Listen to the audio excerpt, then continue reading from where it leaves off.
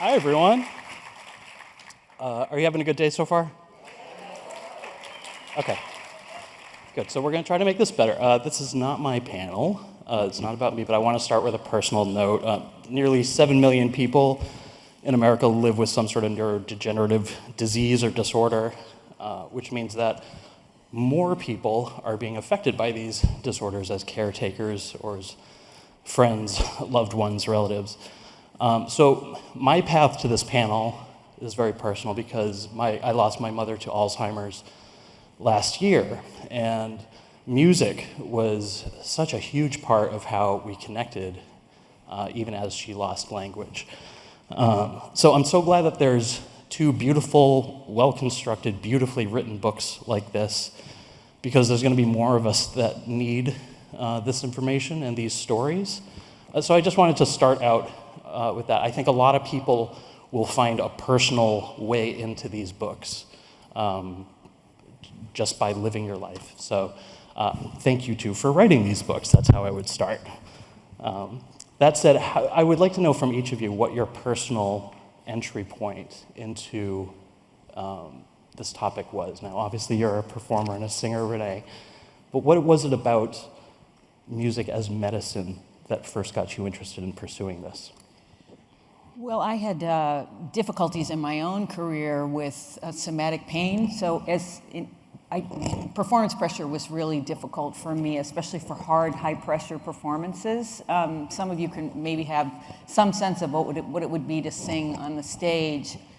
Repertoire that's been known for 300 years, and people having strong opinions about it, critic aside, and and it's a lot of pressure. So anyway, I would have this awful pain that would make me believe that I could not sing, and then it would lift magically the minute I walked on stage. But the torture for the 2 weeks leading up to it was difficult. So I did a lot of research. I discovered mind-body connection. Dr. Sarno I discovered. I also realized that scientists were studying the brain and music and various aspects of music and health. And I met Dr. Francis Collins at a dinner party and asked him why. And this started an entire new project for me that's become an extraordinary passion. What about you, Daniel? How did, obviously coming as a musician, as a neuroscientist, how did it connect with you personally? Was there a trigger in your own life? It's interesting. There was a kind of pivotal moment. My grandmother, my mother's mother, was born in Berlin as a Jewish woman during the Nazi occupation and escaped in 1939, just barely, with her nuclear family. Everybody else was gassed. And she came to America, and on her 80th birthday in 1977, she happened to mention to my mother and me that how much she was talking about how much she loved this country that had taken her in and allowed her to raise 3 beautiful girls, and that she sang God Bless America every morning, a song written by another Jewish immigrant, Irving Berlin, and it filled her with joy to be able to do it. And so my mother and I went out and got her a little Casio electronic keyboard, and we put pieces of tape on it with numbers, 1, 2, 3, 4, 5, 6, so that she could play the song. And we gave it to her for her birthday present. And on her 81st birthday, she had removed the tape because she had memorized what to play. And by her 82nd birthday, she had worked out a kind of rudimentary left-hand harmony. And she lived to be 97. She played that keyboard every single morning with gratitude and lived to be 97. And we know from the teachings of the Dalai Lama and the neuroscientist colleagues of ours who've studied people who practice gratitude meditation, that gratitude is one of the strongest forces contributing to quality of life. Being happy for what you have, not thinking about what you don't have. And so I saw in a very deep and personal way the power that music had in my grandmother's life. And then around the time that you had met Francis Collins, my friend Joni Mitchell had an aneurysm and lost her ability to speak and to move. And it was music that helped bring her back to the biggest stages in the country now. And so, yeah. I was her greatest fan when I was a teenager and in my 20s, so that's a wonderful connection that we have, actually. There's a chapter that covers Joni Mitchell's personal playlist when she was in recovery. And one of the most interesting things about that was this idea that for patients who have experienced brain trauma or going through some sort of neurodegenerative disease, songs that they choose tend to have a more effective relaxing effect or calming effect on them than what you call off-the-shelf relaxing music. Could you talk a little bit about that distinction? Yeah, so when we talk about music therapy, as Renée says, ask your doctor if music therapy is right for you. That's the advertisement I'm waiting to see. Music therapy will, to be effective, has to be personalized because our musical tastes are idiosyncratic and subjective, and they change over time. And we know from brain scans that people listening to different pieces of music, wildly different, opera, third world music, as it used to be called, or basically indigenous people's music, jazz, country, heavy metal, it doesn't matter. You can get identical brain activity across these different kinds of music if it's music you like. It still activates the pleasure centers. And so it's not that different than what we're going to see coming down the pike with conventional medication. In the next 5 years, they'll be able to sequence your genome. They're already doing it for some cancers, but in 5 years, they'll be able to sequence your genome. If you've got cancer, specify a particular prescription for your genotypical cancer, not just a broad spectrum thing. And so we'll be doing that with music. We'll be looking at what kind of music you enjoy and applying it to things like Parkinson's disease, depression, multiple sclerosis, chronic pain, post-traumatic stress disorder, and well, my understanding too is that the music that you like that's most powerful, especially later in life with dementia or Alzheimer's disease, is music that you loved when you were 16, when you were a young person. And somebody explained that that's because that's when we are forming strong social relationships. You're sharing that, and it's salient. Do you have anything to add to that? It's so wonderful to sit next to Dan, who's such a brilliant neuroscientist. I didn't win a Fulbright, though. I couldn't even win a half-bright. Hey-o. Yes, I am very grateful for my Fulbright. I wouldn't be a Strauss specialist if I didn't have it. So the primary mission of the brain for the first 15 years of life or so is to create as many neural connections as possible. An infant brain might make 1 million connections in a day. That's how rapidly things are changing. And your brain is literally wiring up to the experiences that surround you, including music.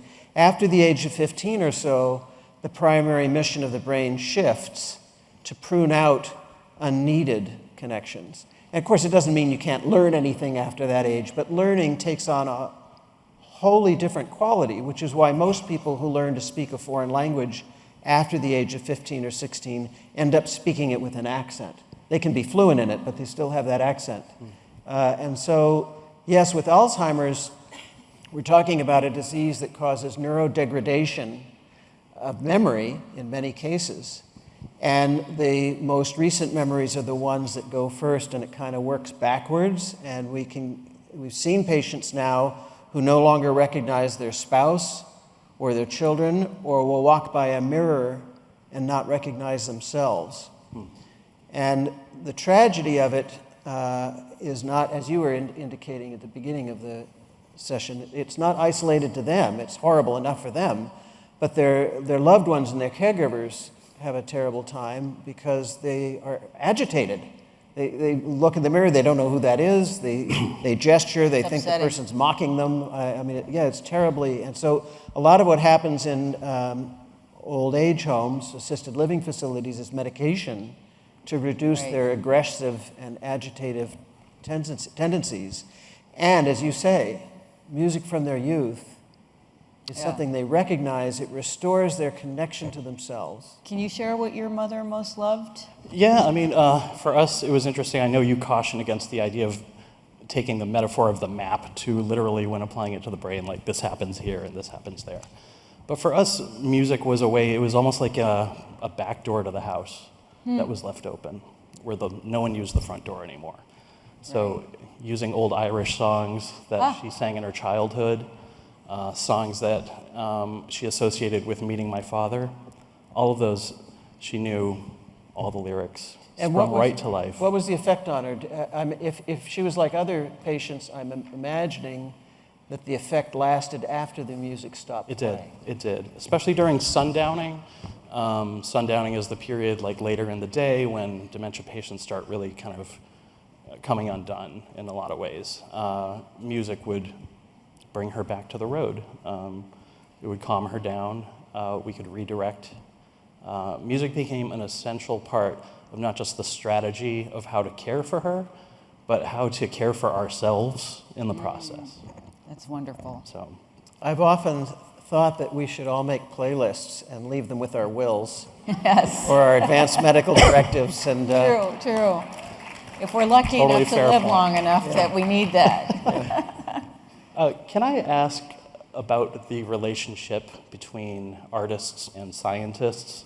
One magnificent thing about Renée's book is it's sort of a virtuosic work of editing, in that it claims to be an anthology, but it really becomes this giant story that brings in medical research, personal essays, just a couple of experimental pieces in there in both senses, and it all works. And there's something about the magnetism between artists and scientists that I think is unexpected to a lot of people, but seems like a very fruitful place for very productive research to start.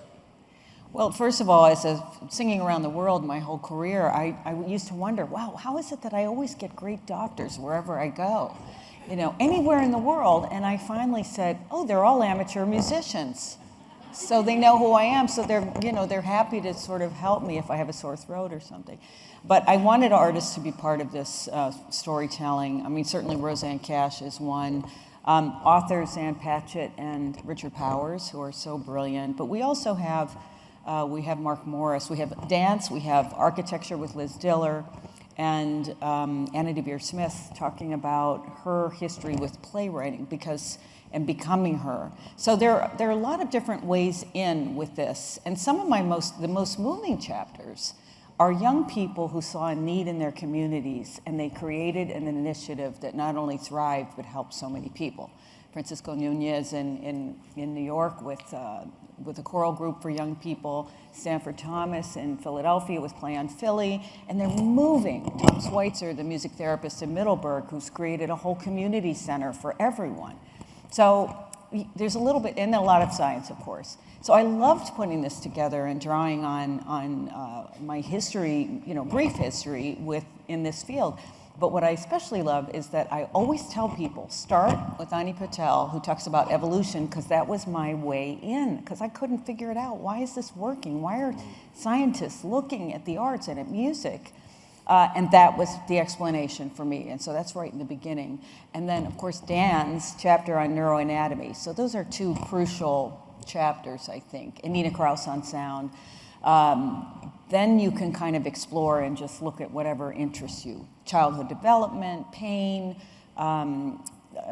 definitely disorders of aging, not movement disorders, but also depression, mental health. I mean, it really touches on everything. Frankly, it can have a positive effect on us throughout the entire lifespan. That's what's so beautiful about this. And it saves a lot of money in healthcare if we finally can get it kind of distributed throughout all of our initiatives and hospitals, et cetera. Why, given the long history of this unlikely seeming relationship between music and medicine, you point out in the book that Apollo is both the god of music and medicine. Why is it taking so long for this to transcend what's called soft science? Where does this hesitation come from, and why isn't music already part of our primary therapeutic arsenal? Well, that's changed dramatically in the last 6 or 7 years. I don't hear soft science nearly as much as I did in the beginning, but Dan, you probably have a better answer to this, because you are in both. Well, I mean, in one sense, maybe it's a public policy question. And I'm just a simple country neuroscientist. I don't really understand how public policy gets made. But you're in Washington, you're closer to... Yeah, I don't know how the government or big healthcare organizations make decisions, but I can talk about on the science side why it was a late bloomer. And that is that scientists want to conduct experiments where they hold as many variables constant as possible and then just manipulate a single one so that they know that that's the thing that had a difference. And so, I mean, the obvious example is with medication.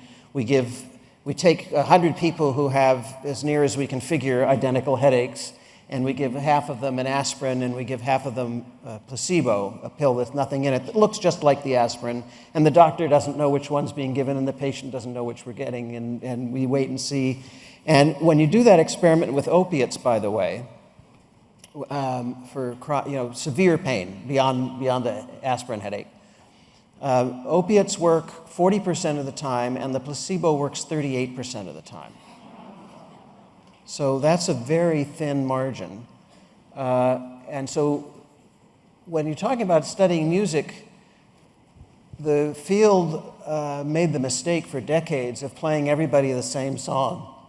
Right. Whether they liked it or not, and whether they had the same emotional reaction to it or not, in an attempt to hold everything constant. And that kind of set us back.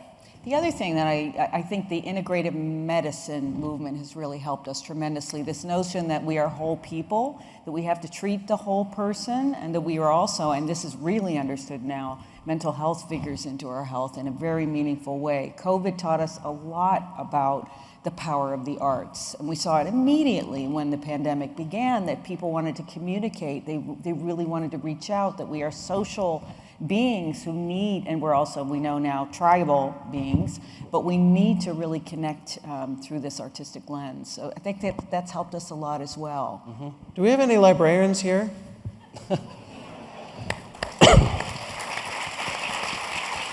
Thank you. A little shout out to librarians. I just wanted to say, I can't do my work without librarians. People think of librarians as the ones who shushed you in elementary school, but no, they in universities and in public libraries, they have a great deal of expertise that the rest of us lack. And I mentioned librarians because librarians tell me, and then corroborated by booksellers, that during the pandemic, the number one kind of book that was checked out, and according to Amazon, the number one kind of book that was sold, were coloring books. Right. People suddenly had kids at home and they wanted to make art. I recommend Your Brain on Art if you didn't read that last year, and the NeuroArts Blueprint, which really starts with that whole broad theme.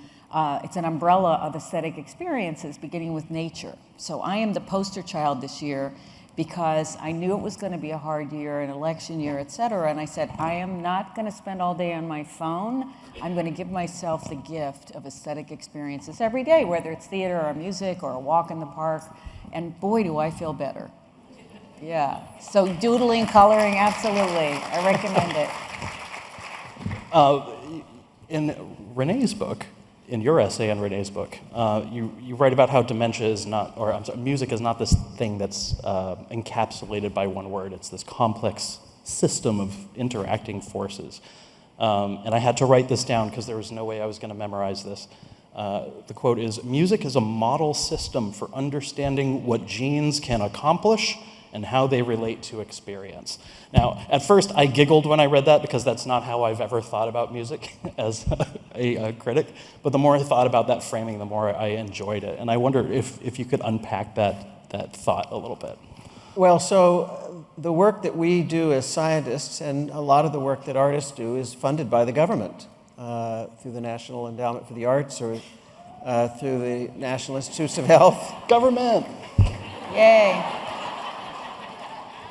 And when my colleagues and I want to study music in the brain or music in health, we have to justify why we're doing it. We can't just say it should be obvious that this is important and that you should give us money to run these studies. So that line came out of a grant application. It's a model system for studying genetics.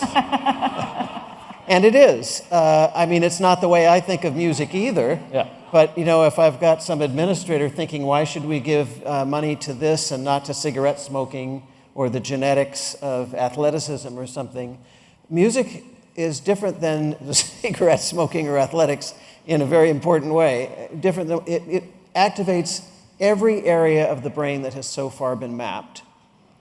And it's something that feels very personal to most of us as listeners. It's something at which we can excel if we choose to, like athletics. It's something that gives us pleasure, like cigarette smoking, although it's non-addictive. And so it is a model system. Any question you would want to ask about how the brain works. How do we remember things? How do we categorize them? How do we learn them? How do we orchestrate movements to something? All of that, how do we make decisions? Memory is such a huge part of this too. But I think, I love hearing you talk about this because this activation of more parts of the brain, this is what Dr. Collins said to me the first time I met him. I said, why are scientists studying music? And he said, because music activates more parts of the brain. We have a brain institute. We want to understand the brain. This is a great way to do it. Yeah. So we're looking for these activities that in an fMRI, or some sort of, technology's really made this possible, by the way, changing technology. We want to be able to see what's happening in the brain.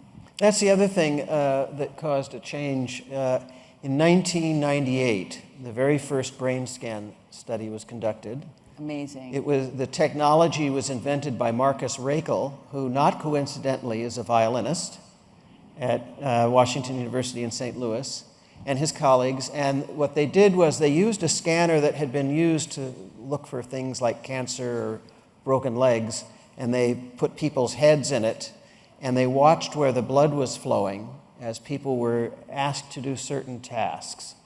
So when you pick up the Washington Post or the New York Times and you see these pictures of brains and with different colors, what you're looking at is blood flow. The idea is that the part of the brain that's doing the most work needs the most blood. You're carrying oxygenated glucose, it's the fuel. And so Marcus had people mentally practice their tennis serve or think about how would you use a hammer? And they're visualizing going like this, and then part of the brain lights up that they're doing this.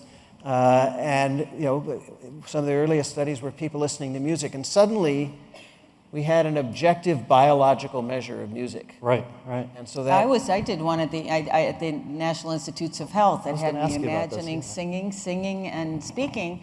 And imagining singing was by far the most powerful in my brain, which really surprised all the scientists who were analyzing it. But then they said, well, you're a singer, so singing probably wasn't such a big deal, right?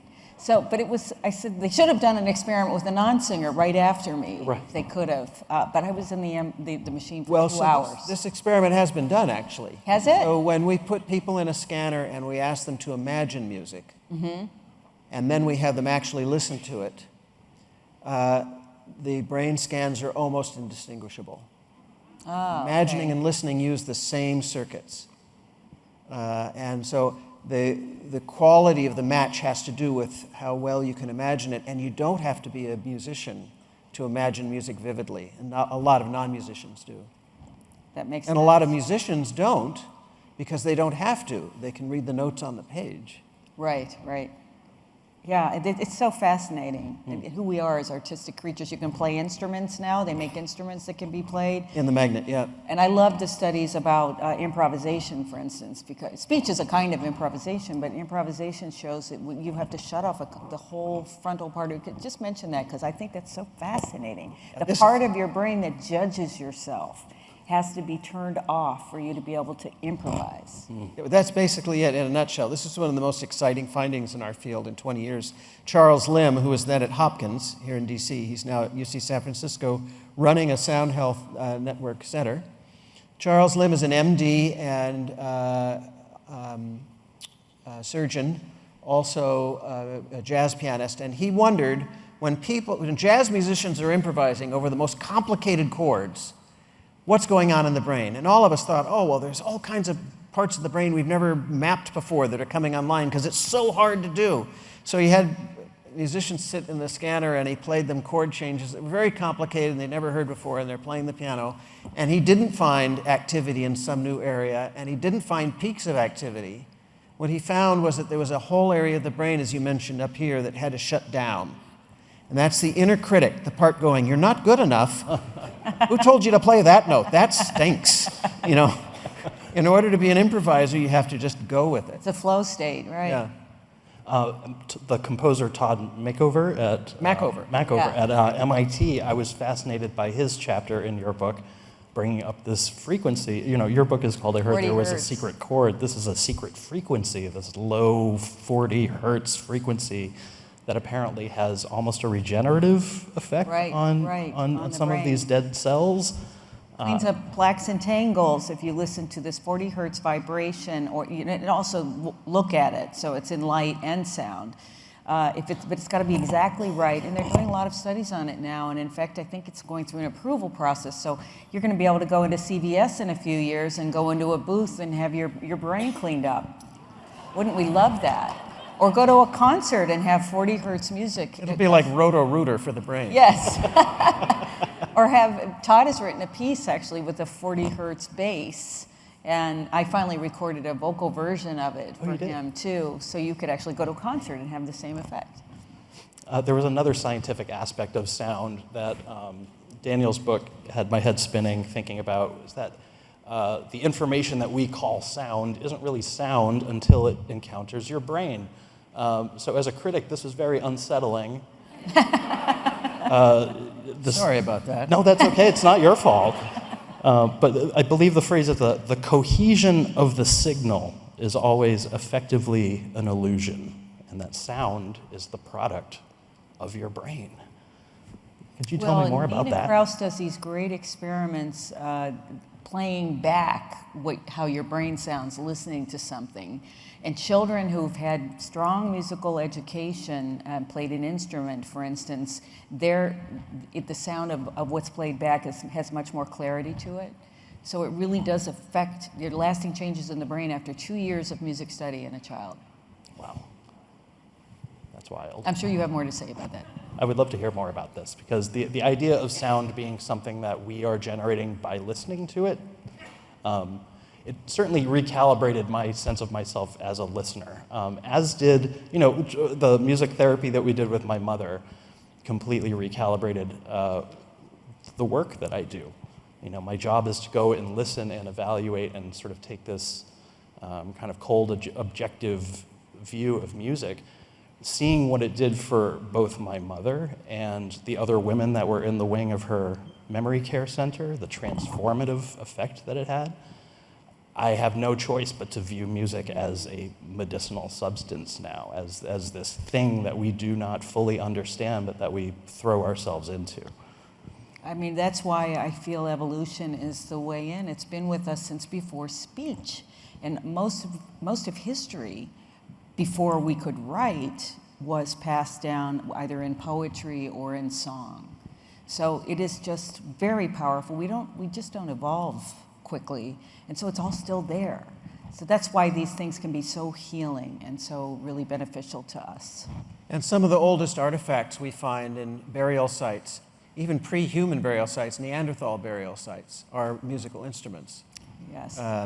Bone flutes and things like that. But to get to your point about the cohesion or the componential deconstruction of sound, all sound, you probably know that there's no sound in outer space, in the vacuum of outer space. Sound requires some medium, because what's really going on is an instrument is being bowed or plucked or struck, or air is being blown through a column like vocal cords or a clarinet or a French horn. There's some movement of air happening. And when we move the air, molecules are disturbed, and that disturbance of molecules eventually hits your eardrum. Your eardrum wiggles in and out in response to that. And all of the complexity of sound, whether it's our voices here or a symphony orchestra, all of that has to be reconstructed just from this wiggling in and out. How does your brain do that? It's really astonishing. It's as though I were to put a cork and have it bobbing up and down in a lake, And just by looking at the bobbing up and down of the cork, you could tell me if there was a sailboat on the lake versus a rowboat, and which direction it was going, and whether there were fish and how many there were. Your entire understanding of the auditory world comes from this wiggling in and out or bobbing up and down. And so what happens in the brain is that the brain extracts separately the pitch of things, the pitch of the sounds, how long they last, how loud they are. And from those three elements, it ties together the pitches into melodies or into harmonies. It ties together the durations into rhythms and meter, whether it's 3/4 time or march time. It ties together all of those and the loudness to create what we call timbre. Timbre is the sound, is the quality of two instruments playing the same note that allows you to tell them apart. Well, and the other thing is the predictive element, that we can pretty much predict where it's going, which is interesting. Or as I walk down the music, I immediately entrained with the music rhythmically and started walking in step. You probably all did too. There's so many elements. It's very complex, isn't it? And so whether you know it or not, and whether you're a musician or not, Thank you. your brain is trying to figure out what's going to come next in any of those parameters. So when I say that there's this cohesion, your brain analyzes these features separately. It all comes together later, where later is maybe 40,000th of a second. And you just hear the music. You don't hear the amplitude separate from the duration. But we've seen patients who do hear that way after brain damage. They have only rhythm and no melody, or they lose melody but they preserve rhythm, things like that. You all know Oliver Sacks, probably many of you have read Oliver Sacks. He was really great at kind of finding those stories and sharing them. You mentioned Connie Tomino, I think, as well, her chapter. She has a book out as well, but when you hear about the beginning of this neurological discovery and how people were treated, that people with dementia were put in a room on their own with zero stimulation, and tied down to their chairs, I was really shocked when I read that. Yeah. So, if you were to ask me, where is music? Music is in the mind of the performer and the composer. Some gesture creates a disturbance of molecules. Your brain, as the listener, has to reconstruct it. The music is in here. And so if a tree falls in the forest and no one's there to hear it, does it make a sound? Well, no, it disturbs molecules, but it doesn't make a sound, which is a product of the brain. And so I think of the act of creation as not really coming to full fruition when Mozart wrote the last note on the page. It's when you sang it, and then an audience member heard it. That is when creation happens. And what a wonderful thing it is that we have and have had for all of human history. It's a human invariant, meaning it was with every single culture since the beginning of mankind. Yeah. It's really one of the only things. So, and I love that Neanderthals had the same vocal mechanism I do. I think we should write a Neanderthal opera. Hey. Just kind of imagine it. Exactly. I'd be so honored if this panel was the genesis of Renée Fleming's Neanderthal opera. I would be willing to wear the eyebrows. I would. You were speaking of rhythm. I was fascinated by the research about Parkinson's. We've been talking about a lot about dementia, but Parkinson's research is also tied a lot to using rhythm as a way of, from my understanding, almost reorienting these systems that are damaged within the brain by using external rhythms. Is that at all accurate? Yeah, so I write a chapter about our friend Bobby McFerrin, who was diagnosed with Parkinson's a few years ago.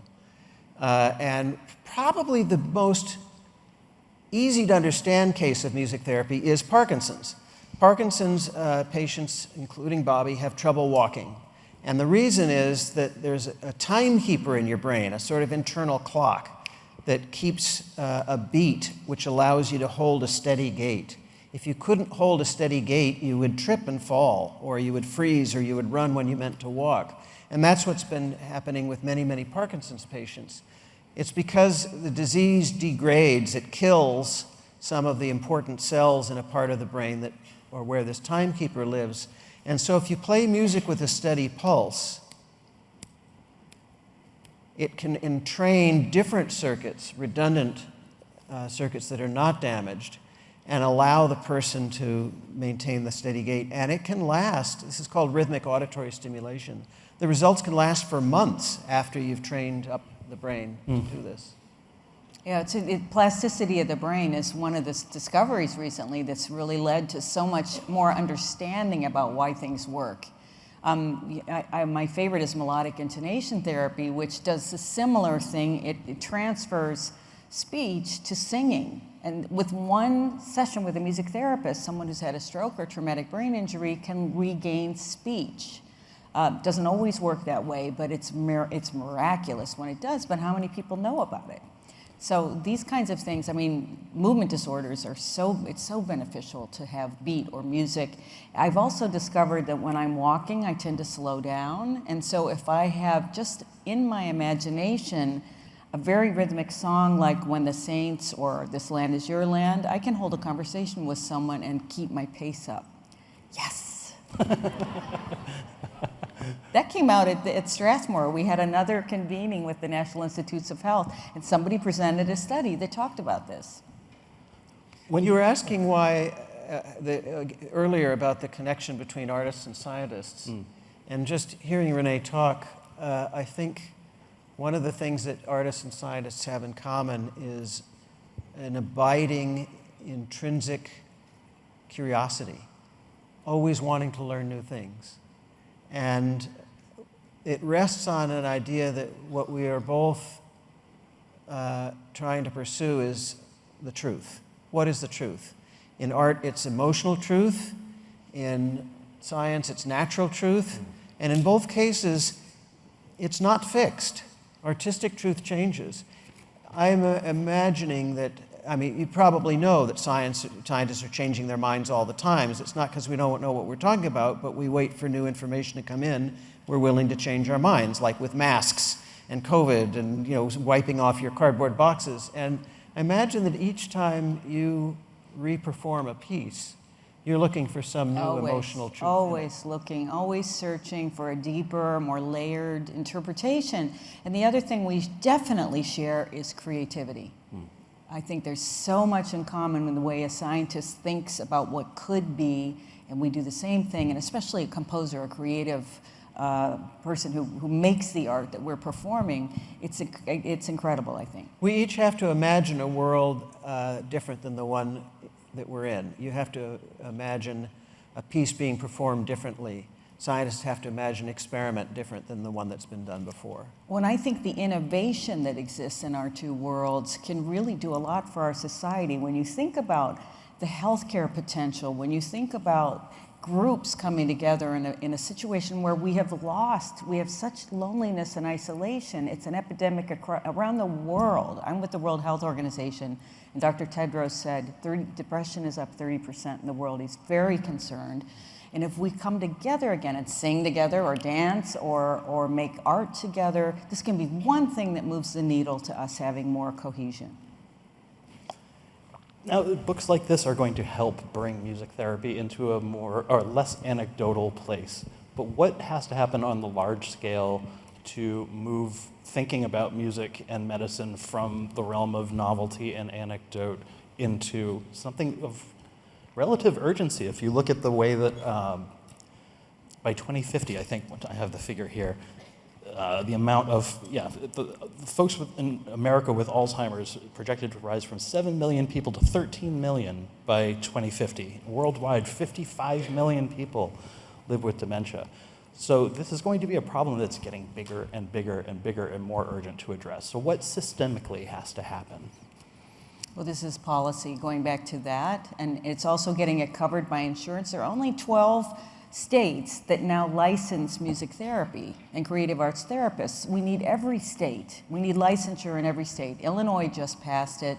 I did a video for Pennsylvania, who have a vote coming up, and enabling these therapists to earn a living doing what they're doing, and it's very inexpensive compared with anything else, certainly compared with pharmaceuticals or other interventions. And so I think it's just a matter of time and getting the message out. This is the level of research and the quality of the research is relatively new because it has to be evidence-based. And in order for government, Medicare, insurance companies to say, wow, this is going to save us a fortune if we add creative arts therapies to our treatments, and it will. So the NeuroArts Blueprint is doing a new study, and the results are shocking. The one they already did shows a return of 3 to 1 in investment in elder care facilities with Alzheimer's, just bringing music interventions in. Wow.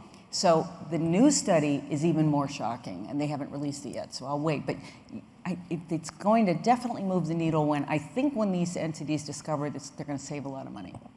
And I think also, in addition to allowing music therapists to earn a living wage, to be certified, there is the American Music Therapy Association. It's a certification. It's a special course of study.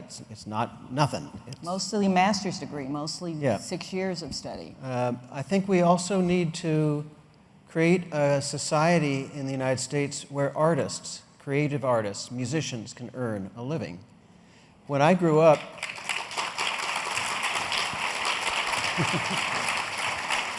music should be a profession. It shouldn't be something that you have to support by being a waiter or an Uber driver. Some of the best musicians I know are driving Uber. And they get home at the end of a long day and they don't feel as creative as they might if they were able to make their living at it. When I grew up, television used to be free and I had to pay for music. Now, you have to pay for television, and I pay for a bunch of channels I probably don't even watch, and I don't even know about it.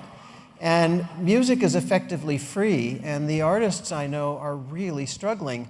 We tend to think of the big ones like Taylor Swift and Bruce Springsteen and the Stones who are making a lot of money, but you know as well as I do, about 98% of the money goes to 2% of the artists, and most musicians in this country are living at or below the poverty level. And so how are they going to create healing music? And it's the same for dance or visual arts or all of our artists, all of our professional artists. We're one of the wealthiest countries, and we spend the smallest amount per capita on supporting art. It's true. So that needs to change. And the NEA with your help, everybody here. The NEA is miraculous. What the NEA accomplishes with a tiny budget, their budget is the same as New York City's cultural budget, one city. And they do this all across the country. I admire the NEA so much. Every major country, every major Western country has a minister of culture. We do not. We do not. I think you should be a cabinet level. Culture. There we go. There you go. Thank you. I nominate Renée Fleming for cabinet. I second that.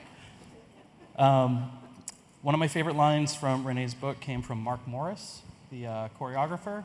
I don't know if it just stood out because he just has a unique voice among all these scientists and doctors and whatnot. He says, "And as much as I think as I have learned, I never want to understand all of the mysteries. I don't really want to know why we can't live without these seemingly pointless activities." I love that, and it made me think about demystification. And the more we study music, the more we get inside what it is and how it works and what it does to us and what we can do with it. Is there any risk as a performer of demystifying? Well, I wouldn't call it pointless. I grew up in the disco era, and do I miss dancing? I want that disco ball back again every Friday night. Does when you're anybody Minister agree of with Culture, me? Yeah. This is her campaign platform, a disco ball in every home. That's a really productive channel. Yeah, exactly. We're getting things done. No, but the mystery piece, I think it's always going to be mysterious, because no matter how much I understand a piece of music, and I've studied it, and what I have to do to learn something, then when I hear it again, if I go to a performance, it's magical all over again. It's moving, it's emotional. The words, everything about it, I think, engage us. They talk about the human condition. There's nothing better for really understanding who we are as human beings, and we need that. And we certainly need history to explain that why do we make these mistakes over and over again as a species. History is really helpful, and so all of the music that I sing is at least 150 years old and sometimes 300 years old.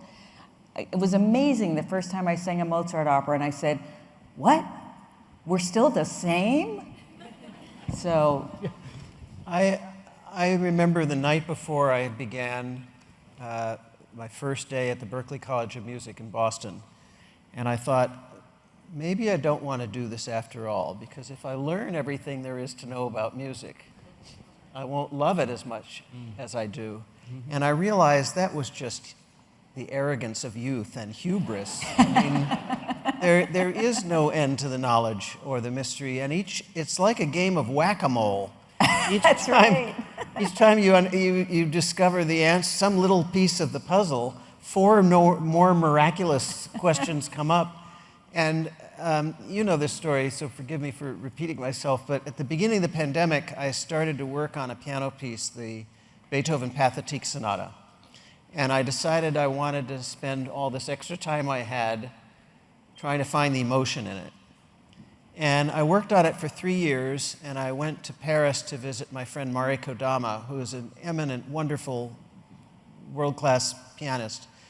And I asked her, to give me some feedback and some guidance. And in the course of that, she had just finished recording a Beethoven piano sonata cycle, and she said she's been working on that piece her entire life. And her mentor, Alfred Brendel, has been working on it his entire life, and he's 25 years older than she. And then I went to YouTube and I found 80 different versions of this piece.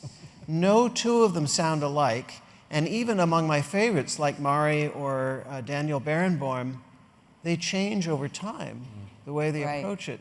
And I think those of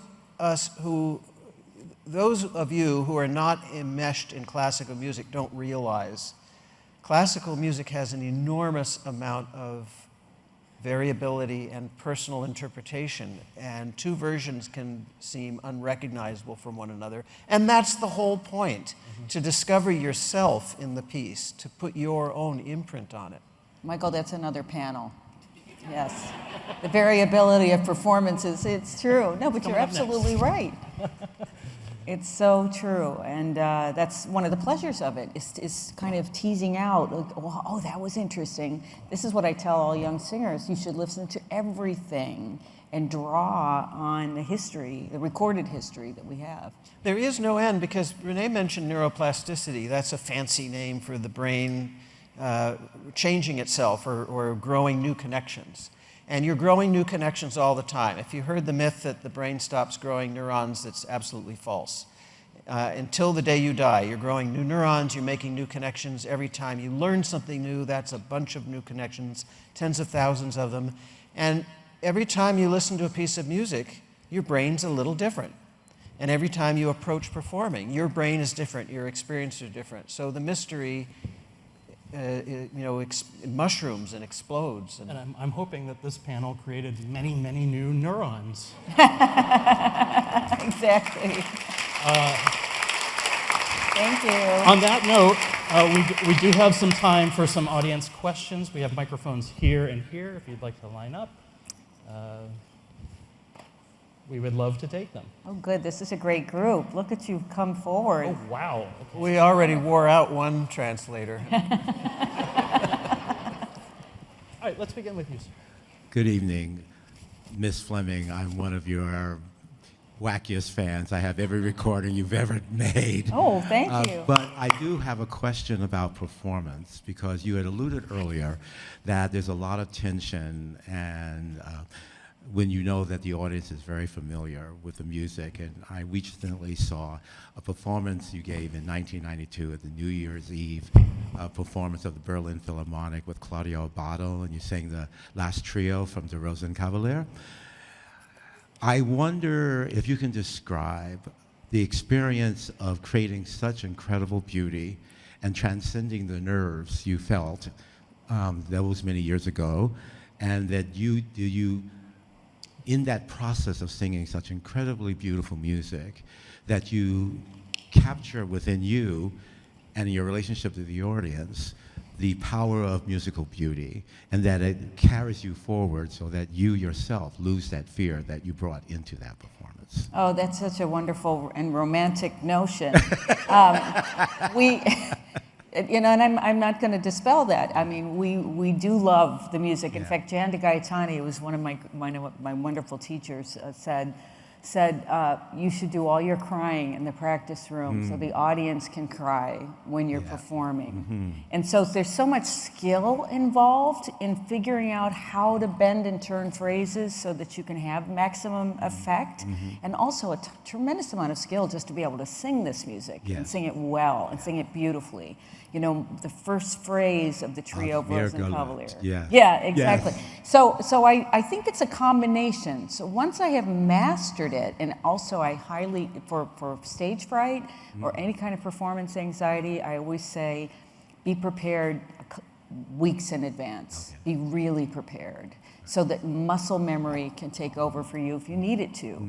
And then I just feel now, when I really had the worst bout, what I learned was a book from Beverly Sills on public speaking that gave me this notion of transferring what it is that you're performing to the audience, that you are a conduit, that you are, this flow state absolutely is true, and I'm almost always in it when I'm performing.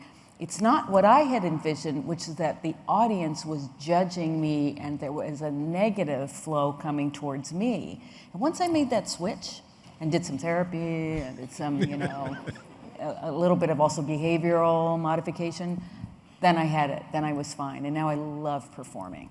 Thank you for that answer. Yeah, I love it. The great thing about being a performer is it's unlike an athletic event, a sporting event where half the audience wants you to fail. True. The people who come to your concerts love you, and the people who don't love you stay home. Yes, it's true. Although I did talk to a sports psychologist once. I mean, we saw this in the Olympics. The American team was so well prepared with the psychologists they work with in terms of mental focus. So that's very helpful to see. And I hope whoever did that will write a book and teach us about what that preparation entailed. Thank you for all of this. I'm wondering what you would say the implications are of this research for our daily lives as individuals, but also as communities.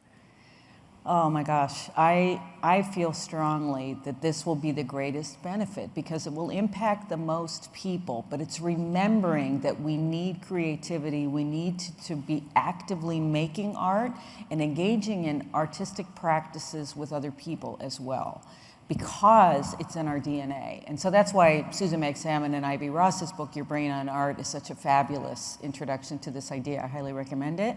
And then the community piece, we need that tremendously right now. Do you know that for someone with severe postpartum depression, singing in a choir reduces symptoms by a surprising amount. And the worse your depression, the more it works. So that you could, if you sing, for instance, you can slow down the progression of your cardiac failure, for instance, because for you, you'll have better vascular function and your endothelial function is better. I mean, there are just so many examples, but the singing in a group, a stroke choir, if you sing together with other people, your symptoms also will improve. There's a lot of research all of a sudden on singing together. Most of the research has been done on instrumental playing for children. I'm talking about these types of activities, but there's tremendous benefit, really. And the more we learn about it and can get the message out, the more we'll encourage the public to begin to do this. Do you all know who Dan Buettner is, right? Blue Zones? Well, every time, yes. So I love, these are fabulous programs. And every time I see him, I say, Dan, you have to put the arts in this because not everybody is going to be able to do the things you're saying. There are a lot of people who are more sedentary, they're older, et cetera. Please bring in artistic practices. So he said, no, the next one's going to be great. It's in Scandinavia where everyone sings. I said, good, good, good. Well, and if you live in D.C., you can do that here. There's more choirs here than in any other city. So it's amazing. This is the place to join a chorus. How many of you sing? Yeah, there we go. Wow, thank you. Right, great. How many of you play an instrument? Wow, even more, I think. Super. Hello, for Miss Fleming. As an aspiring opera singer, how do you navigate the mental health challenges such as burnout, vocal fatigue, imposter syndrome in such a competitive field in vocal music? Boy, you're right. It is true. I mean, I think, first of all, having strong alliances with other singers can really help. I also learned from other singers how to be more confident. I watched them and I copied them. But there's no question, and I think the pandemic, having to learn on Zoom, was really difficult. You're back. Where are you in your education? I'm a junior in high school. In high school, okay, good. So find friends who are positive, who give you positive feedback, and find a supportive environment in which to learn. I hope you have good instructors. That's incredibly important. So are you planning on pursuing singing? Yes. Oh, wonderful. So you're preparing for auditions and college applications, et cetera. Yeah, but you're absolutely right. The fact that you're asking that question means you will start to seek out solutions. Mindfulness is incredibly helpful. Really feeding yourself positive suggestions. I became much better at auditioning when I gave myself 3 things to do. You have to learn not to pay attention to the thing you just did wrong and then keep thinking about that, right? You have to move on. But just give yourself, be your own cheerleader. That really helped me. I wrote a book with Ann Patchett called The Inner Voice that might be perfect for you. It's all about the process of learning how to sing. It's a good book. You should read it. Thank And you. this idea about surrounding yourself with supportive friends, one of the hazards of high school is one of the many hazards. People are laughing because they've been to high school and they remember. A lot of times we have a friendship group of people who are snarky and who are trying to tear us down rather than build us up. And that can really work against any artistic career. And you may think that it's fun to be with this person because snarky people can be entertaining, but they can also whittle away at your very soul. Good to know. We have time for one more question. Hi, as a music therapist myself, I appreciate the research and advocacy both of you do. My question is, what do you see as the next big chapter or exciting venture for research in music and the brain and the applications you are excited about for music therapy and or the average person? Well, why don't you answer that one first? Well, very simply, one of the things we need to do is understand not just that it works, but how it works. And in the jargon of the field, it's the underlying mechanism. Why is it that, I gave you a kind of hand-wavy explanation about Parkinson's, but why does entrainment happen? Why does it happen better with music than with just, say, a metronome? So when we get that, then the drug companies and the policymakers will believe it more. That's the way science works. And I'm funding investigator awards through the Aspen Institute and NeuroArts Blueprint. And I interviewed the scientists yesterday. They're young postdoc scientists who are working with an artist and looking after some sort of artistic intervention and research. And I was so moved by it. So they are learning how to explore things that we haven't even thought of. It's very exciting. So dosage is one. How much do you need? What should it be? And how personalized. And all of this has to really be decided, I think, before medicine really says, okay, we accept this. I think another important part, and Renée is too modest to admit this, you helped with Francis Collins to co-sponsor a big event here in DC in December. And for the first time, not only were there scientists in the room and grant administrators, but musicians. The first time. And one of the musicians, our friend Victor Wooten, asked, why is this the first time?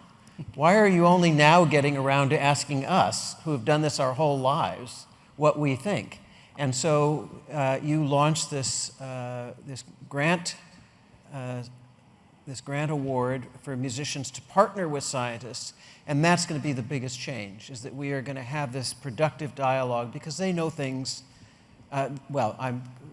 We are both scientists and both musicians, but what I mean to say is musicians know things that scientists traditionally didn't, and vice versa, and so it's going to be a great. And this is all online. It's on the NIH website. So, and 2 days of presentations by incredible neurosurgeons and scientists and also music therapists and artists.